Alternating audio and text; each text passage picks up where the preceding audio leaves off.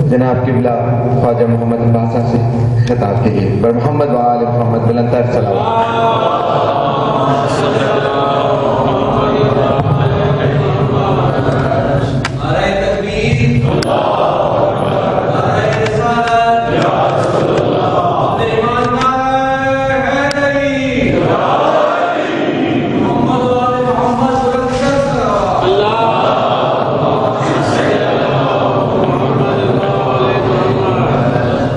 حضرات سے گزارش کروں گا تھوڑا آگے آگے تشریف لے آئیں، بلا فصل کے ماننے والے ہیں تاکہ کمیٹی سے بلا فصل محمد آل محمد بلندتر صلوات۔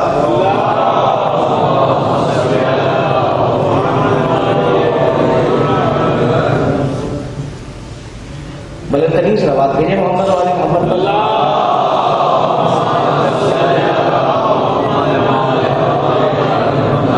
معصوم فرماتے ہیں بلند آواز سے درود بھیجنے سے دلوں کا نفاق دور ہوتا ہے۔ بلندترین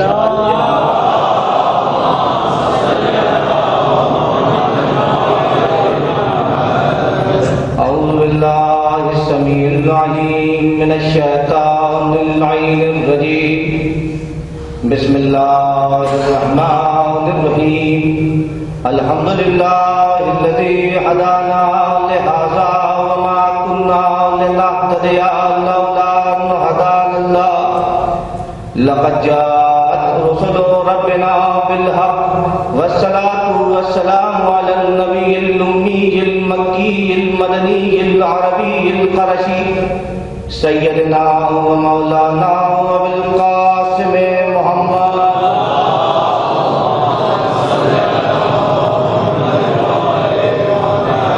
وآل بیتہ الطیبین الطاہرین المعصومین المظلومین، اما بعد فقد قال اللہ سبحانہ وتعالی فی محکم کتابہ المبین، بسم اللہ الرحمن الرحیم، فمن یرد اللہ ان یہدیہ یشرح صدرہ للاسلام ومن یرد ان یضلہ ضیقا حرجا کانما یصعد فی السماء کذالک یجعل اللہ الرجس علی الذین لا یؤمنون وہذا صراط ربک مستقیما قد فصلنا الآیات لقوم یذکرون وحق لهم دار السلام عند ربهم وهو وليهم بما كانوا يعملون۔ صلوات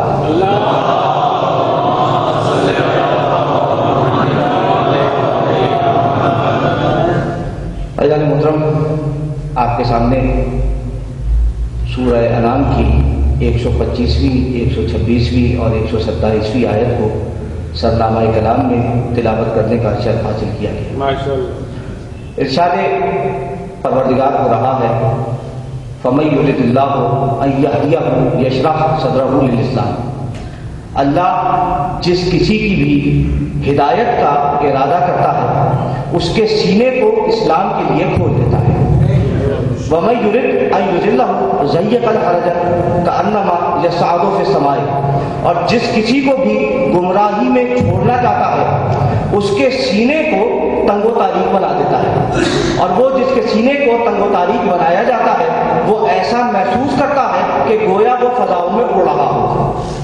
کذالک یجعل اللہ الرجس علی الذین لا یؤمنون، اللہ نجاست کو قرار دیتا ہے ان لوگوں کے لیے جنہوں نے ایمان کو قبول نہیں کیا۔ وہذا صراط ربک مستقیما، اور تمہارے رب کا راستہ نہایت ہی سیدھا ہے۔ قد فصلنا الآیات لقوم یذکرون، اور اللہ نے ان لوگوں کے لیے اپنی نشانیوں کو واضح طور پر بیان کر دیا ہے جو نصیحت کو حاصل کرنے والے ہیں۔ لہم دار السلام عند ربہم، تو جو بھی اللہ کی نشانیوں میں غور کرے گا تو اللہ وعدہ کرتا ہے ان سے کہ انہیں آخرت میں سلامتی کا گھر عطا کرے گا۔ یہ وہ آیات تھی جن کو میں نے سرنامہ کلام میں تلاوت کرنے کا شرف حاصل کیا۔ تو اعلان محترم، اس آیت میں پروردگار عالم پیغام دے رہا ہے، فمن یرد اللہ ان یہدیہ یشرح صدرہ للاسلام، اللہ جس کسی کی بھی ہدایت کا ارادہ کرتا ہے اس کے سینے کو اسلام کے لیے کھول دیتا ہے۔ تو اللہ نے اسلام کی جگہ رکھی ہے سینہ، اسلام کی جگہ اللہ نے رکھی ہے سینہ. تو کیا فقط اسلام ہے؟ نہیں، قرآن بار بار پکار کر کہہ رہا ہے یا ایھا الذین آمنوا یا ایھا الذین آمنوا یا ایھا الذین آمنوا، اے ایمان لانے والوں، اے ایمان لانے والوں، اے ایمان لانے والوں. تو اللہ نے اسلام کی جگہ تو رکھی ہے سینہ، اب ایمان کی جگہ کیا رکھی ہے؟ قرآن نے پھر کہا وقالت الاعراب آمنا، یہ بدو عرب آ کے کہتے ہیں اے رسول تم سے کہ ہم ایمان لے آئے ہیں، ولیکن قولوا اسلمنا، اے حبیب تم ان سے کہہ دو کہ تم اسلام نہیں لائے ہو، تم ایمان نہیں لائے ہو بلکہ تم تو اسلام لائے ہو. لما يدخل الایمان فی قلوبکم، ابھی ایمان تمہارے دلوں میں داخل نہیں ہوا. تو اسلام کی جگہ ہے سینہ اور ایمان کی جگہ ہے دل. قلب کے معنی ہے دل اور قلوب جمع ہے، اس کے معنی ہے بہت سارے دل. صدر کے معنی ہے سینہ اور صدور جمع ہے، اس کے معنی ہے بہت سارے سینے.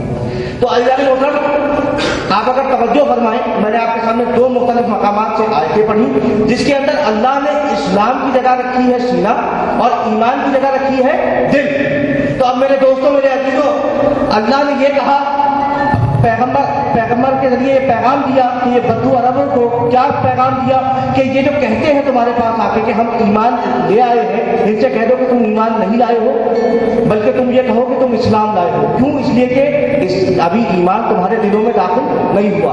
تو ایمان کی جگہ ہے دل، اسلام کی جگہ ہے سینہ. اور اب آخری سورہ کی آخری آیتیں آپ کی خدمت میں پیش کر رہا ہوں. قرآن مجید نے کہا بسم اللہ الرحمن الرحیم قل اعوذ برب الناس ملک الناس الہ الناس من شر الوسواس الخناس الذی یوسوس فی صدور الناس. مالک ابلیس سے بچا لے، یہ سینوں میں گھس کے گمراہ کرتا ہے. تو ابلیس کو سینے تک جانے کی اجازت ہے، دل میں اترنے کی اجازت نہیں ہے. ابلیس کو سینے تک جانے کی اجازت ہے، دل میں اترنے کی اجازت نہیں ہے. تو اب اگر ایک قدم میں اور آگے بڑھتا ہوں کہ ابلیس سینے میں گھس کے گمراہ کرتا ہے، دل میں اتر کے گمراہ نہیں کرتا، یعنی جو اسلام کو مانتا ہے اسے کہتے ہیں مسلمان، جو ایمان کو مانتا ہے اسے کہتے ہیں مومن. یعنی شیطان کے بہکانے سے مسلمان تو گمراہ ہو سکتا ہے، مومن کبھی گمراہ نہیں ہوتا. بلند ترین صلوات بھیجیں محمد و آل محمد.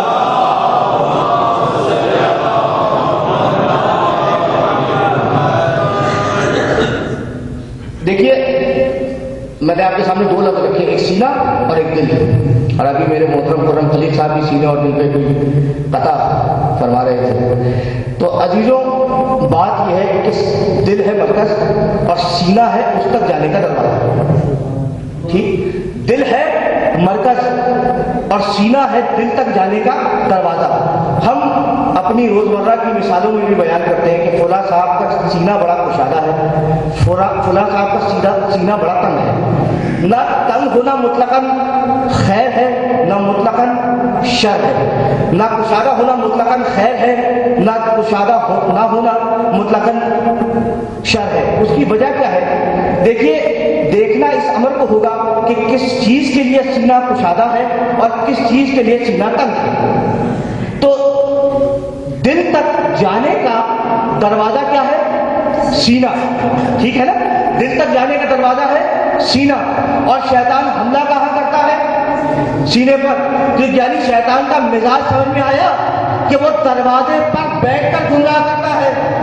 نہیں، بلکہ اور آگے بڑھ جاؤں، آپ سے قریب ہو کے بات کروں. شیطان دروازے پر حملہ کر کے گمراہ کرتا ہے، چاہے وہ مسلمانوں کے اسلام کا سینہ ہو یا پھر علم، یعنی مسلمانوں کے ایمان تک جانے والا دروازہ ہو، اس پر بیٹھ کر حملہ کرے گا، یا پھر علم نبی کے دروازے پر بیٹھ کر حملہ کرے گا.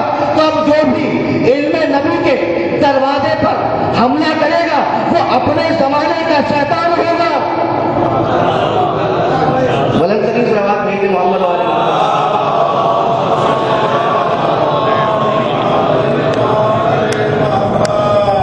اور اب قرآن آگے جو آپ کے سامنے آیات میں نے پیش کی، اس میں ارشاد ہو رہا ہے قد فصلنا الآیات لقوم یتذکرون. اللہ ان لوگوں کے لیے اپنی آیتوں کو، اپنی نشانیوں کو واضح طور پر بیان کرتا ہے کہ جو نصیحت کو حاصل کرنے والے ہیں. اور اب سورہ نحل میں ارشاد فرمایا کہ لگا وسخر لکم اللیل والنہار والشمس والقمر والنجوم مسخرات بأمره انا فی ذلک لآیۃ لقوم یذکرون، کہ ہم نے رات کو تمہارے لیے بنایا، دن کو تمہارے لیے بنایا، سورج کو تمہارے لیے بنایا، ستاروں کو تمہارے لیے بنایا، آسمان کو تمہارے لیے بنایا، زمین کو تمہارے لیے بنایا، لہلاتے باغات کو تمہارے لیے بنایا، یہ چمچماتے ہوئے لہلاتے ہوئے باغات تمہارے لیے، یہ کھیتیاں تمہارے لیے، یہ آسمان تمہارے لیے، یہ زمین تمہارے لیے، یہ ستارے تمہارے لیے، یہ سورج تمہارے لیے، یہ چاند تمہارے لیے، یعنی پوری کائنات کو سجایا تمہارے لیے اور تمہیں بنایا اپنے لیے۔ اِنَّ فِي ذَلِكَ لَآیَةٍ لِقَوْمٍ یعقلون، اور اللہ اس میں نشانیاں بیان کرتا ہے عقل والوں کے لیے، یعنی سورج نشانی ہے، چاند نشانی ہے، دن نشانی ہے، رات نشانی ہے۔ اور پھر اپنی نشانیوں پر بات کرتے ہوئے سورہ نحل میں آواز دی وَمَا ذَرَأَ لَكُمْ مَا فِي الْأَرْضِ مُخْتَلِفٌ أَلْوَانُهُ إِنَّ فِي ذَلِكَ لِقَوْمٍ يَذَكَّرُونَ، کہ یہ جو اللہ نے پودے تمہارے لیے پیدا کیے ہیں، جب وہ زمین سے اپنے سر کو باہر نکالتے ہیں اور مختلف رنگ بکھیرتے ہیں زمین پر، تو اس میں نشانی ہے ان لوگوں کے لیے جو نصیحت کو حاصل کریں۔ اس کے بعد پھر ایک اور مقام پہ اللہ نے ارشاد فرمایا، کہنے لگا الم یرو الی الطیر فی جو السماء مسخرات بامرہ، کہ یہ تم فضاؤں میں اڑتے ہوئے پرندوں پر غور کیوں نہیں کرتے؟ یہ اپنی طاقت سے نہیں رکے ہوئے ہیں، بلکہ ان کو کوئی روک ہی نہیں سکتا سوائے ہماری طاقت کے، ما یمسکہن الا اللہ، سوائے اللہ کی طاقت کے علاوہ انہیں کوئی روک نہیں سکتا۔ ان فی ذلک لآیۃ لقوم یؤمنون، اور ان پرندوں کے اڑنے میں نشانی ہے صاحبان ایمان کی۔ تو میرے دوستوں، میرے عزیزوں، اللہ نے اس آیت میں کیا پیغام دیا؟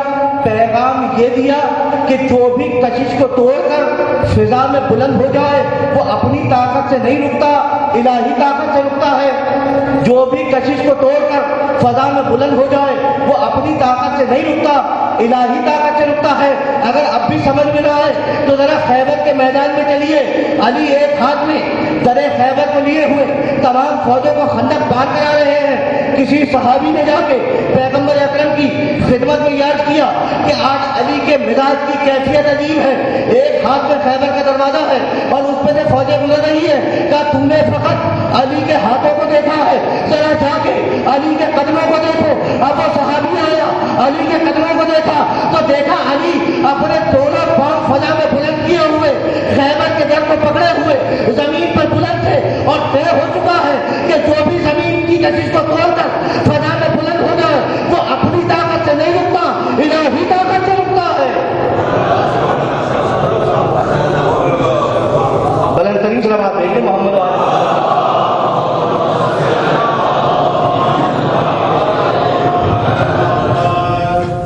اور پھر اللہ اپنی نشانیوں پہ بات کرتے ہوئے ارشاد فرماتا ہے سورہ نحل میں وَأَوْحَىٰ رَبُّكَ إِلَى النَّحْلِ أَنِ اتَّخِذِي مِنَ الْجِبَالِ بُيُوتًا وَمِنَ الشَّجَرِ وَمِمَّا يَعْرِشُونَ، کہ اللہ شہد کی مکھی پر وحی کر رہا ہے۔ کیا وحی کر رہا ہے؟ کہ جاؤ پہاڑوں میں جاؤ اپنے گھر کو بناؤ، درختوں پر جاؤ اپنے گھر کو بناؤ، اور وہ ان جگہوں پر اپنے گھر کو بناؤ جس کا شعور تجھے دیا جا چکا ہے۔ اس کے بعد کہا اللہ نے کہ فَصْ وَكُلِي مِن كُلِّ الثَّمَرَاتِ، جا جس سے چاہے، زہریلے پودے سے چاہے اس سے بھی رس کو حاصل کر، غیر زہریلے سے چاہے اس سے بھی رس کو حاصل کر۔ اس کے بعد کیا ہوگا؟ فَسْلُكِي سُبُلَ رَبِّكِ ذُلُلًا، اور اپنے رب کی راہ میں سر کو جھکا کر چلتی رہے، اپنے رب کی راہ میں سر کو جھکا کر چلتی رہے۔ اب یہاں میں اپنے سننے والوں کو متوجہ کرنا چاہ رہا ہوں کہ کیا کہا اللہ نے؟ جانور ہے، کیا وہی ہو رہی ہے اس پر کہ اپنے رب کی راہ میں سر کو جھکا کر چلتی رہے؟ تو یہی میں کہنا چاہ رہا ہوں کہ دیکھیے مزاج ایسا ہے، یعنی انسان اگر بھپرنے پہ آئے تو خدا سے لڑائی کرنے بیٹھ جاتا ہے، ٹھیک؟ اور یہ جانور ہے کہ جو جانتا ہے کہ جس طرح چلنا ہے خدا نے کہہ دیا تو اس کی راہ میں اس کو سر کو جھکا کر چلنا ہے۔ نہیں بلکہ میں اور آگے بڑھ جاؤں کہ دیکھیے جانور ہے، دیکھیے یہاں بھی جانور ہے، اور ایک جانور کی طرف اور لے کے جا رہا ہوں کہ اصحاب کہف کا کتا تھا، ٹھیک ہے نا؟ اب قرآن میں یہ الفاظ استعمال کیے ہیں مگر میں کیا کروں، میں مجبور ہوں یہ کہنے پر۔ قرآن میں پورا سورہ آیا ہے سورہ کہف کے نام سے، اور اس میں یہ موجود ہے کیا کہ اصحاب کہف کا کتا ہے اور وہ جنت میں جائے گا۔ اچھا کیوں جنت میں جائے گا؟ اس لیے کہ وہ خلاف عادت خاموش کتے کا مزاج یہ ہے کہ جب بھی کسی اجنبی آدمی کو دیکھتا ہے تو بھونکتا ہے، لیکن جب اصحاب کہف کی حفاظت کر رہا تھا تو نہ وہ بھونکا نہ رویا۔ تو یہی کہنا ہے کہ بدلنے پر آئے تو جانور بدل جائے، نہ بدلنے پہ آئے تو انسان نہ بدلے۔ بدلتری سے بات ہے کہ محمد وآل محمد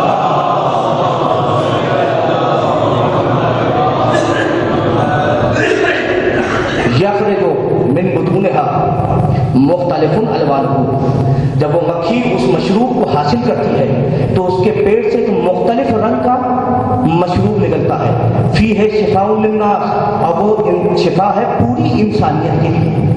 اِنَّ فِي ذَلِكَ لَآیَةً لِقَوْمٍ يَتَفَکَّرُونَ، اللہ اس میں نشانیوں کو بیان کرتا ہے ان لوگوں کے لیے جو صاحبان فکر ہیں۔ اور پھر اللہ نے ایک اور مقام پر پوری انسانیت سے شکایت کی، کَأَيٍّ مِّنْ آیَةٍ یَمُرُّونَ عَلَیْہَا، کہ تم اللہ کی نشانیوں میں غور کیوں نہیں کرتے ہو؟ اللہ شکایت کر رہا ہے کہ تم مسلسل نشانیوں کو دیکھ رہے ہو مگر اس میں غور نہیں کرتے ہو۔ اور پھر ایک عربی شاعر نے کہنے لگا کہ یہ پوری کائنات جو ہے اس کا ذرہ ذرہ گواہی دے رہا ہے کہ اللہ ایک ہے، بنانے والا ایک ہے۔ اگر ایک نہ ہوتا تو بننے والوں میں یکسانیت نہ ہوتی۔ میرے عزیزوں، میرے دوستوں، تو تمام آیتوں کا خلاصہ کیا ہے کہ سورج آیت ہے، چاند آیت ہے، زمین آیت ہے، آسمان آیت ہے، ہوائیں آیت ہے، ستارے آیت ہیں۔ لیکن ہم نے اتنی بار ستاروں کو دیکھا کہ اب وہ پہلے کبھی آیت رہے ہوں گے، اب ہماری عادت بن جائے۔ ٹھیک، ہم نے سورج کو اتنی مرتبہ نکلتے ہوئے دیکھا، اتنی مرتبہ غروب ہوتے ہوئے دیکھا کہ کبھی کسی زمانے میں آیت رہا ہوگا، اب ہماری عادت بن گیا۔ ٹھیک، ہم نے چاند کو اتنی مرتبہ افق پر دیکھا کہ کبھی وہ آیت رہا ہوگا، اب ہماری عادت بن گیا۔ زمین کو ہم نے اتنی مرتبہ دیکھا کہ وہ کبھی آیت رہی ہوگی، اب آیت عادت بن گئی ہماری۔ تو میرے دوستوں، میرے عزیزوں، اللہ نے بھی طے کیا کہ تم نے ہماری آیتوں کو عادت بنا لیا ہے، اب ہم پھر سے اب تمہاری عادت کو اپنی آیت بنائیں گے۔ یہی سبب ہے کہ جب چاند کو، سورج کو گرہن لگ جائے، ہوا میں تیزی پیدا ہو جائے، آسمان سے طوفانی بارش ہو جائے اور زمین کو زلزلہ آ جائے تو نماز آیات واجب ہو جاتی ہے۔ بلند ترین صلوات بھیجے محمد وآلہ۔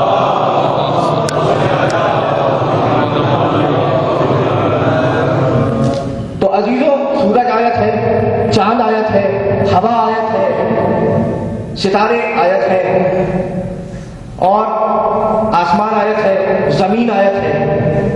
ٹڈیوں کا پیدا ہونا کبھی آیت رہا ہوگا، اب عادت بن گیا۔ ٹھیک، لیکن اگر وہی ٹڈیاں قوم موسیٰ پر آ جائیں تو اب عادت ہی رہے گی، آیت بن جائیں گی۔ سیلاب کا آنا عادت ہے، لیکن اگر وہی سیلاب قوم نوح پر آ جائے تو اب عادت نہیں رہے گا، آیت بن جائے گا۔ پرندوں کا اڑنا آیت ہے، ہماری وجہ سے عادت بن گیا، تو اب ہوگا عادت۔ لیکن اگر ابرہا کے لشکر پہ آ جائیں ہوئے پرندے تو آیت بن جائیں گے۔ پودے کا اگنا عادت ہے، لیکن اگر وہی پودا غار سوار کے دہانے پر اگ جائے تو آیت بن جائے گا۔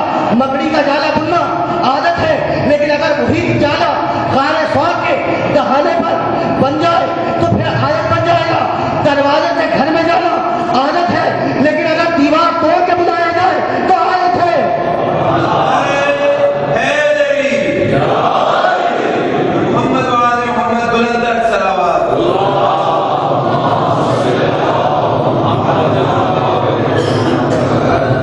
اور پھر اللہ اپنی آیت پر بات کرتے ہوئے قرآن میں ارشاد فرما رہا ہے سورہ مریم میں، قل اعوذ بالرحمن منک ان کنت تقیا قال انا رسول ربک لاہب لک غلاما زکیا۔ جناب جبریل مریم کے پاس آئے اور کہنے لگے، مریم میں اللہ کا رسول ہوں، اللہ کا بھیجا ہوا رسول ہوں، اور میں چاہتا یہ ہوں کہ تمہیں ایک پاک و پاکیزہ بچہ دوں۔ اللہ دے نہیں، اللہ دے نہیں، میں تمہیں پاک و پاکیزہ بچہ عطا کروں گا۔ کون کہہ رہا ہے؟ جبریل کہہ رہے ہیں۔ اور جبریل ہے کون؟ اللہ کے رسول۔ یہی کہا نا قرآن نے، قال انا رسول ربک، مریم میں اللہ کا ایک رسول ہوں، لاہب لک غلاما زکیا، اور میں چاہتا یہ ہوں کہ تمہیں ایک پاکیزہ بچہ دوں۔ کون دے؟ اللہ کا چھوٹا رسول دے۔ جبریل ہے کون؟ کائنات کے سب سے چھوٹے رسول۔ اور مریم ہے کون؟ عیسیٰ کی والدہ. ان کو کیا کہہ رہے ہیں کہ میں اللہ کا بھیجا ہوا ایک رسول ہوں اور میں چاہتا یہ ہوں کہ تمہیں ایک پاک و پاکیزہ بچہ دوں. اب جو ہم پر اعتراض کرتے ہیں کہ تم یا رسول اللہ مدد مت کہو، اللہ کے علاوہ کسی سے مدد مانگنا شرک ہے، تو اب جا کے اللہ پر الزام لگواؤ کہ جبریل یہ نہیں کہتا کہ اللہ نے اس بچے کو بھیجا ہے، بلکہ یہ کہتا ہے کہ میں تمہیں دوں. تو کائنات کا چھوٹا رسول تو بچہ دے دے، ہم بڑے رسول سے اگر بچہ مانگے تو شرک ہو جائے. بلند ترین صلوات بھیجو محمد والے.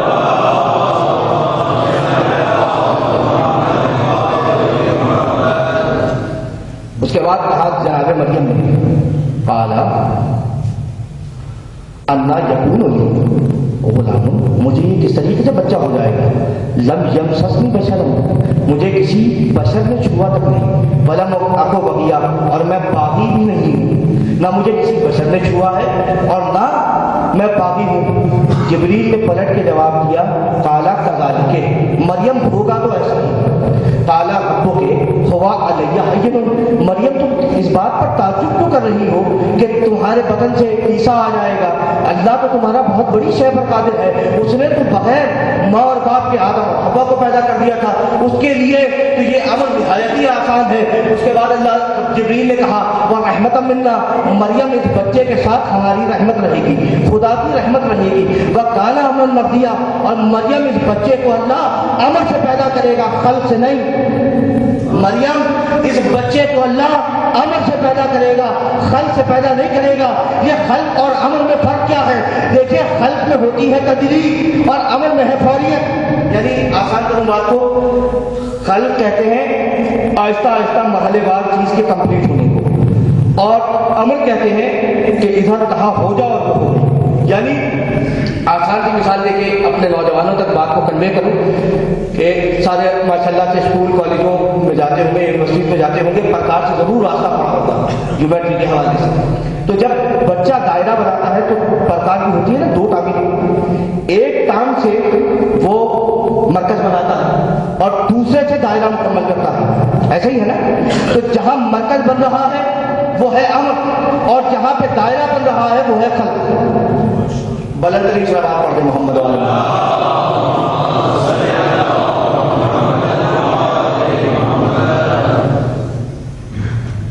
اب ہوا کیا کہ جناب مریم کی گود میں عیسیٰ آئے، اور جب وقت ولادت قریب آیا تو حکم آیا کہ مریم یہ ولادت کا گھر نہیں ہے، یہ عبادت کا گھر ہے، اس گھر سے باہر جاؤ.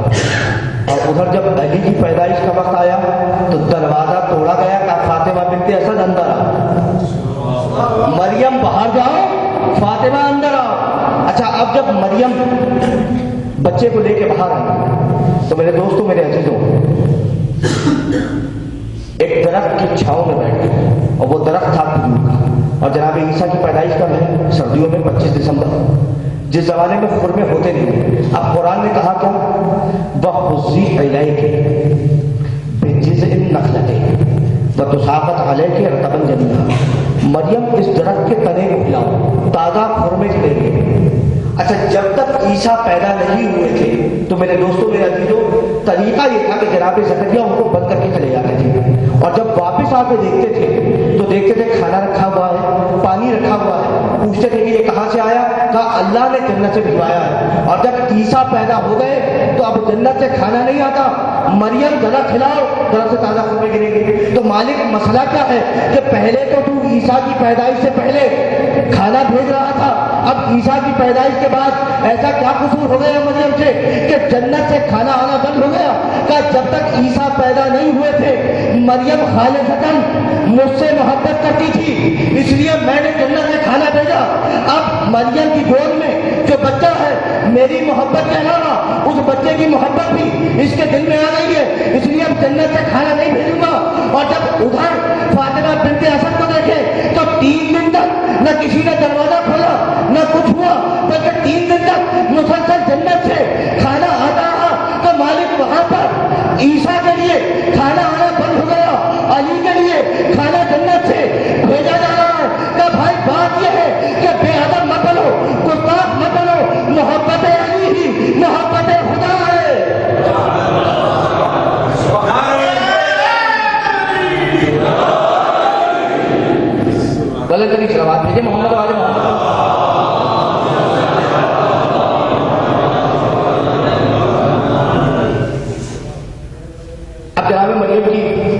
شان میں آپ کے سامنے بیان کر رہا تھا، اور چونکہ ایام فاطمیہ ہے، جہاں پہ فاطمہ زہرا سلام اللہ علیہ کے حوالے سے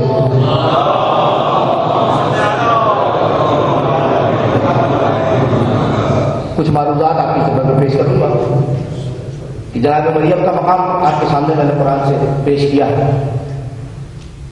ایک دربار تھا مامون رشید کا، اور وہاں پہ کسی نے پوچھا، مامون رشید نے پوچھا اپنے دربار میں پلنے والے ملاؤں سے کہ ذرا یہ بتلاؤ کہ مریم افضل ہے یا فاطمہ افضل ہے۔ ملاؤں نے 3 دن کی مہلت مانگی، اور 3 دن کے بعد بڑا ہوم ورک کیا انہوں نے، اور ہوم ورک کر کے آئے بادشاہ کے پاس اور کہنے لگے امیر ہم نے فیصلہ کر لیا ہے کہ فاطمہ کمتر ہے نعوذ باللہ اور مریم افضل ہے۔ کہا دلیل؟ کا دلیل یہ ہے کہ قرآن نے کہا ہے ان اللہ اصطفیٰ کے و طہارہ کے علی النساء العالمین۔ مریم کے لیے اللہ نے طہارت کا اعلان کیا قرآن میں کہ اللہ نے استفاء کیا، پھر ان کی طہارت کی تمام عالمین کی عورتوں میں، اور جناب فاطمہ زہرا کی کوئی آیت نہیں ملی۔ اور دوسری بات یہ کہ اللہ نے مریم کے لیے ایک سورہ اتارا۔ وہاں پر ایک علی کا چاہنے والا موجود تھا، اس نے ایک مرتبہ اپنے قدم کو آگے بڑھایا اور کہا امیر یہ جو تیرے دربار میں پلنے والے ملا ہیں یہ جھوٹ بولتے ہیں، خدا کی قسم مریم کو فاطمہ سے وہی نسبت حاصل ہے جو زمین کو آسمان سے ہے۔ علی کا چاہنے والا ڈرتا نہیں، چاہے دربار میں ہو چاہے میدان میں، عزیزو آگے بڑھا علی کا چاہنے والا، اور کہنے لگا کہ یہ امیر جھوٹ بولتے ہیں۔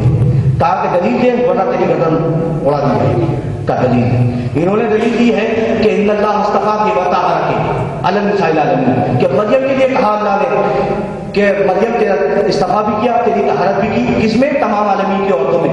مریم کی طہارت کا اعلان کیا ایک لفظ میں، اور جب شہزادی فاطمہ زہرا کی طہارت کا اعلان کرنا مقصود ہوا تو قرآن نے سورہ احزاب میں آواز دی انما یرید اللہ لیذھب عنکم الرجس اہل البیت ویطہرکم تطہیرا۔ شہزادی کی طہارت کا اعلان 2 لفظوں میں کیا۔ بڑے طریقے سے بات بھیجے محمد والے۔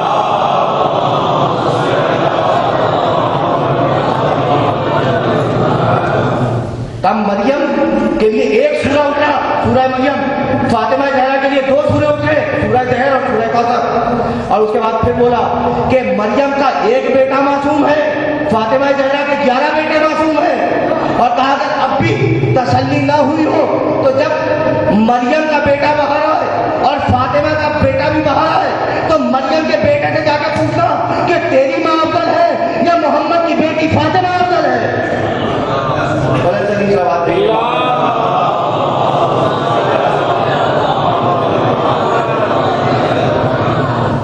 میرے دوستو میرے عزیزوں، یہی سبب ہے کہ پیغمبر اکرم محمد عربی محمد مصطفیٰ صلی اللہ علیہ وآلہ وسلم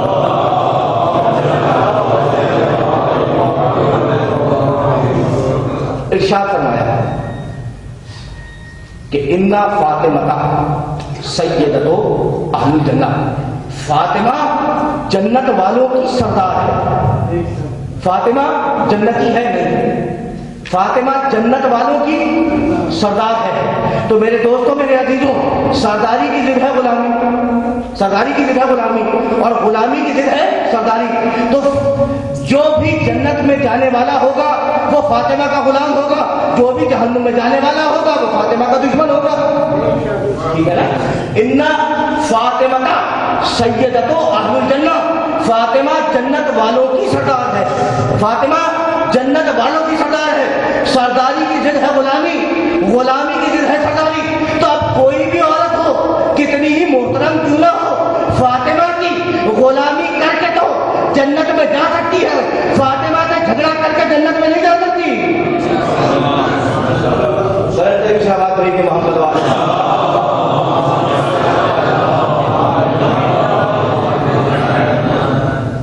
آپ بتا ذرا پیچھے سے تک مل کے بلند ابھی آواز سے ضرور یہ محمد والے۔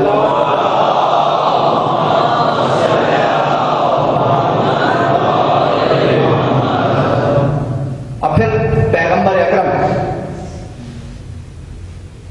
یعنی ہر عمل ان کا سنت ہے، ان کا ہر فعل سنت ہے، لیکن ہر فعل نہیں ہے۔ اس لیے کیا کروں کہ پیغمبر اکرم اپنی بیٹی کے لیے اٹھ کے کھڑے ہو جاتے تھے. کوئی باپ کو حکم نہیں ہے کہ اس سنت پہ عمل کرے. وہ شہزادی کا شرف تھا. کیوں تھا؟ کہ پیغمبر نے شہزادی کے لیے کہا ہذہ ریحانۃ ما رزق اللہ علیہا، فاطمہ ایک ایسا پھول ہے جو اللہ نے مجھے تحفے میں دیا ہے. فاطمہ ایک ایسا پھول ہے جو اللہ نے مجھے تحفے میں دیا ہے. اچھا دیکھیے، یہ میرے بزرگ نیسا گورابادی صاحب بیٹھے ہیں، پیچھے خرم خلیل صاحب بیٹھے ہیں اور دیگر بزرگ یہاں پر تشریف فرما ہے. میں نے یہ نیسا گورابادی صاحب کو تصویر دی. میں چھوٹا ہوں ان سے اور یہ مجھ سے بڑے ہیں، تو یہ اگر بیٹھے بیٹھے لے لیں تو کوئی اس میں مذائقہ نہیں ہے، کیونکہ یہ بڑے ہیں میں چھوٹا ہوں. لیکن اس کے برعکس نیسا صاحب مجھے کوئی تحفہ دیں تو میں چھوٹا ہوں، اس لیے مجھ پر واجب ہے کہ میں یہ جب مجھے تحفہ دے رہے ہوں تو میں ان سے اٹھ کر لوں. اور کیا کہا پیغمبر نے؟ فاطمہ ایک ایسا پھول ہے جو اللہ نے مجھے تحفے میں دیا ہے. اللہ ہے بڑا، محمد ہے چھوٹے. جب فاطمہ آئیں گی پیغمبر اٹھ کے کھڑے ہو جائیں گے.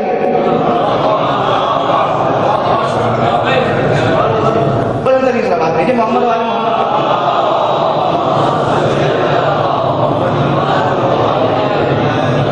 اور یہ کون کہہ رہا ہے؟ وما محمد الا رسول، محمد کچھ نہیں ہے، فقط اور فقط رسول ہے.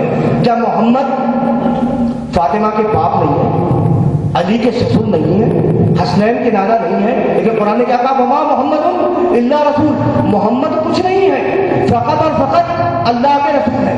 یعنی نہ وہ کسی کے باپ ہیں، نہ کسی کے بیٹے ہیں، نہ کسی کے شوہر ہیں، نہ کسی کے داماد ہیں، نہ کسی کے سسر ہیں، نہ کسی کے نانا ہے. کیا ہے؟ فقط اور فقط رسول ہے. بھائی اس میں پریشانی کی بات نہیں ہے.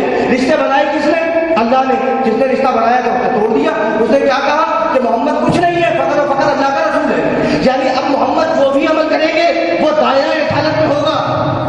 جو بھی عمل کریں گے وہ دائرہ رسالت میں ہوگا. اگر محمد ناکا بن جائے تو نانا ناکا نہیں بنے، رسالت ناکا بن گئی. اگر محمد کسی زوجہ سے ناراض ہو جائے تو شوہر ناراض نہیں ہوا، رسالت ناراض ہو گئی. اگر محمد کسی کو غریب میں مولا بنا دے تو بھائی نے مولا نہیں بنایا، رسالت نے مولا بنا دیا. اور آخری جملہ آپ کی سماعتوں کی نظر کر رہا ہوں کہ اگر فاطمہ زہرا کے لیے اٹھ کے کھڑے ہو جائے تو باپ اٹھ کے نہیں کھڑا ہوا، رسالت اٹھ کے کھڑی ہو گئی.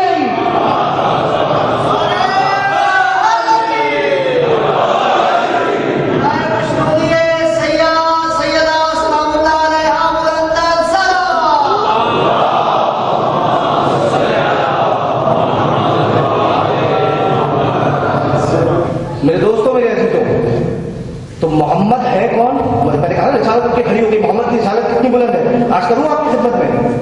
آپ کی توجہ ہے اس کے میں محسوس کر رہا ہوں، آپ ہزار کچھ تھکے گئے. تو میرے دوستوں، میرے عزیزوں، ارشاد ہوا وَإِذَا أَخَذَ اللَّهُ مِيثَاقَ النَّبِيِّينَ، اور یاد کرو محمد اس وقت کو جب اللہ نے تمام انبیاء سے عہد کیا.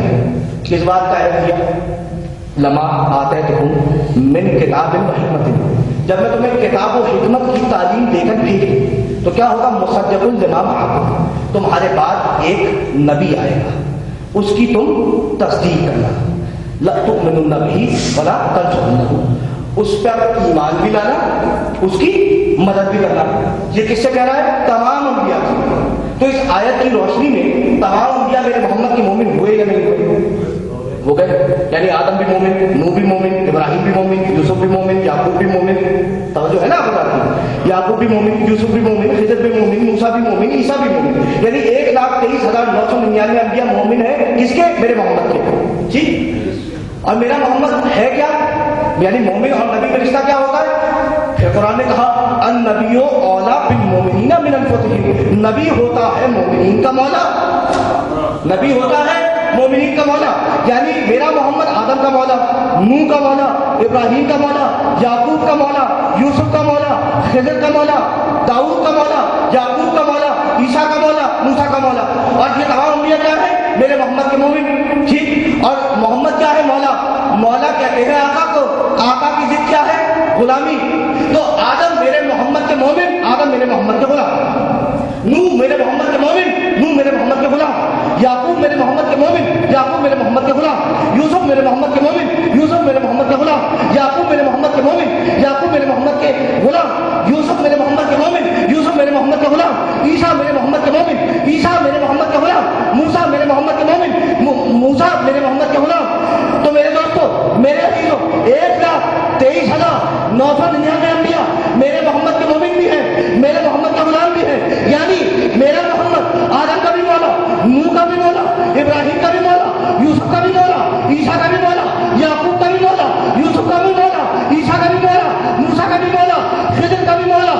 لیے میرے نبی نے کہا تھا جس چیز کا میں مولا فہذا علی المولا.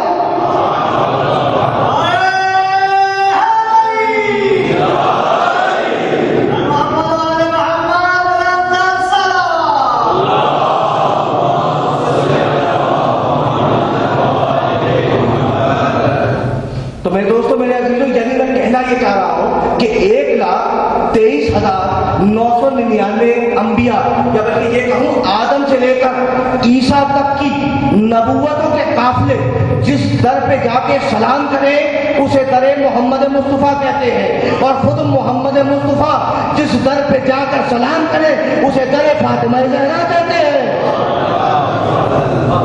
بلند ترین صلوات بھیجیں محمد.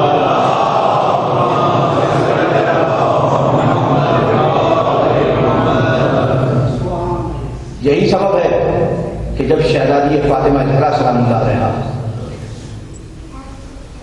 دربار فدق دربار میں آئی ہے اور مطالبہ فدق کیا ہے، تو جو خطبہ کیا اس کے چند جملے آپ کی خدمت میں حجا کروں گا اور آپ سے یاد رکھوں گا کہ اللہ نے نماز کو ہماری محبت میں تم لوگوں پر واجب کیا. اللہ نے روزے کو اس لیے تم پر واجب کیا تاکہ تم لوگوں پر غریبوں کی بھوک اور پیاس سمجھ میں آ جائے. ٹھیک. اس کے بعد کہا اللہ نے خمس کو ہمارے لیے واجب کیا، اور اس کے بعد ایک عجیب و غریب جملہ ارشاد فرمایا، کہنے لگی وہ امامتنا امانہ من الفرقہ، کہ اللہ نے ہماری امامت کو، شہزادی کہہ رہی ہے مقام عصمت کبریٰ سے بول رہی ہے، مقام طہارت کبریٰ سے بول رہی ہے، کیا وہ امامتنا امانہ من الفرقہ، اللہ نے ہماری امامت کو اس لیے واجب کیا تاکہ تم در بدر بھٹکنے سے بچ جاؤ.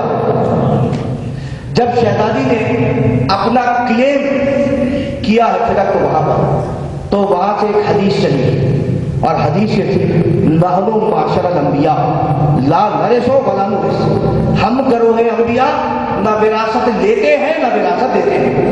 شہزادی نے قرآن میں مجید سے ایک مقام سے آیت پڑھی کہ یعقوب نے وراثت لی، یعقوب نے وراثت دی، یوسف نے وراثت لی. روایت چلی نحن معاشر الانبیاء لا نرث ولا نورث، ہم گروہ انبیاء نہ وراثت لیتے ہیں نہ وراثت دیتے ہیں. 7 مرتبہ یہ حدیث آئی اور شہزادی نے 7 مرتبہ قرآن کی آیتیں کوٹ کی. 7 مرتبہ شہزادی نے قرآن سے دلیل دی کہ نبی نے وراثت دی، اس نے دی، اس نے وراثت دی، اس نے وراثت دی. اور مقابلے پر ہوتا کیا رہا؟ ایک لنگڑی لولی حدیث آتی رہی کہ ہم گروہ انبیاء نہ وراثت لیتے ہیں نہ وراثت دیتے ہیں. اب میں عرض کروں کہ شہزادی وہاں پر خرمے کے 4 درخت مانگنے نہیں گئی تھی، فدق کا باغ مانگنے نہیں گئی تھی، بلکہ شہزادی تو یہ فیصلہ کروانے گئی تھی کہ جب میرا بابا کل قلم مانگ رہا تھا کہ لا میں تجھے حدیث دے دوں تو کہہ رہا تھا کتاب کافی ہے، آج میں تجھے کتاب دے رہی ہوں تو تو کہتا ہے کہ حدیث کافی ہے. تو مجھے پتہ چل گیا کہ نہ کل تیرا ایمان حدیث پر تھا نہ آج تیرا ایمان کتاب پر ہے. بلند ترین صلوات بھیجیں محمد والا.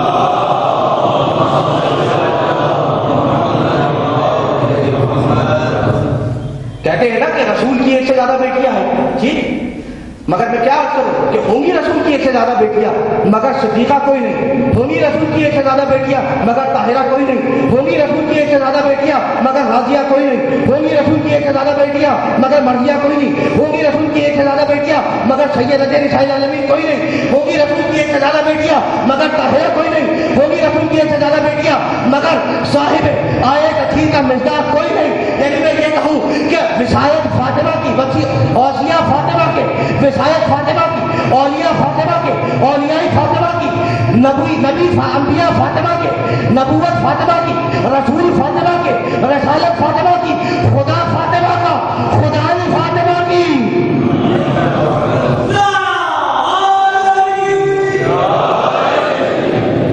بلند ترین صلوات بھیجیں محمد والا.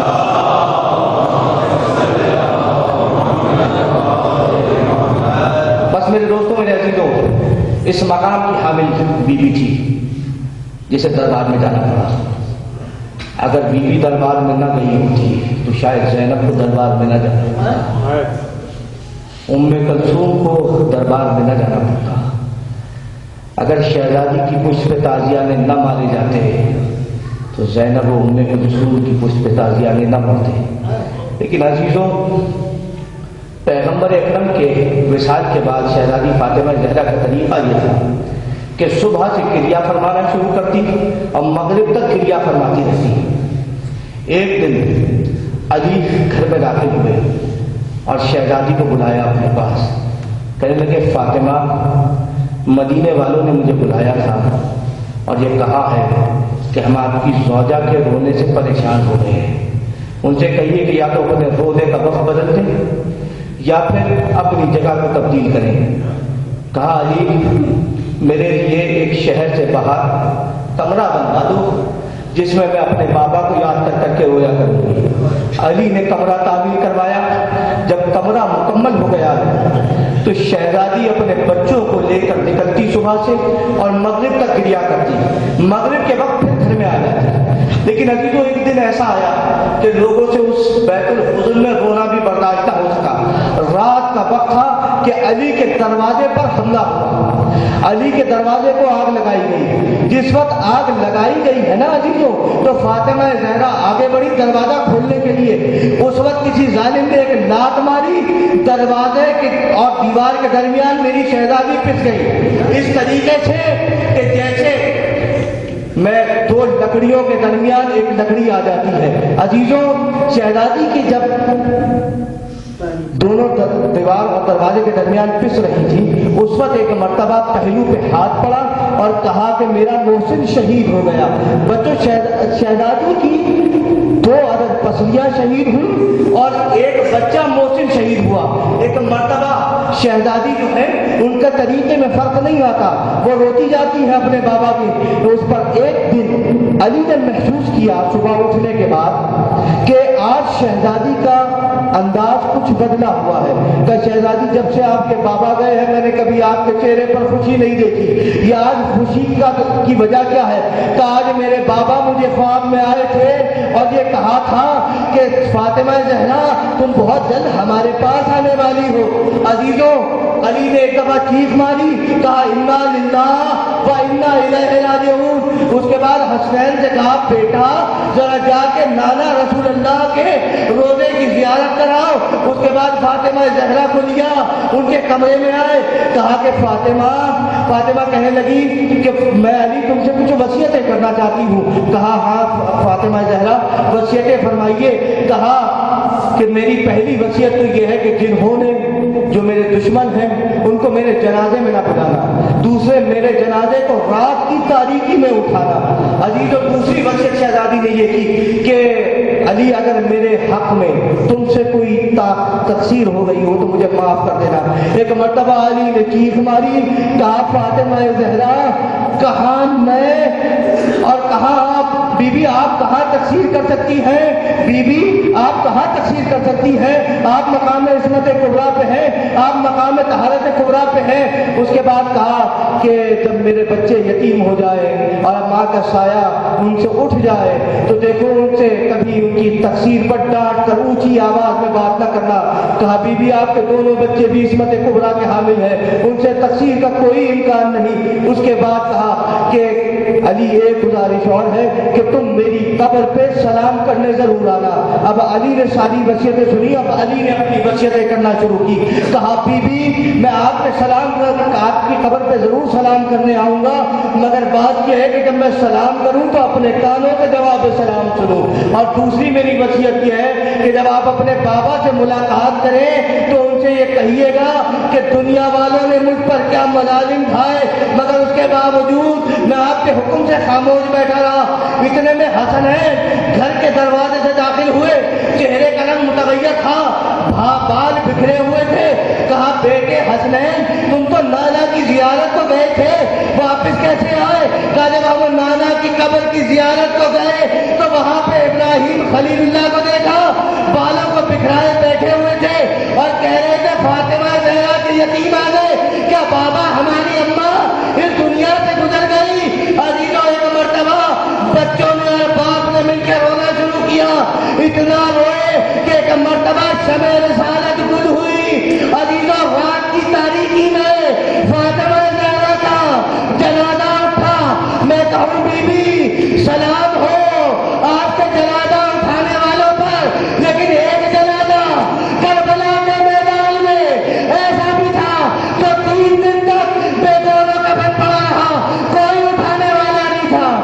فسيعلم الذين ظلموا أي منقلب ينقلبون. معصوم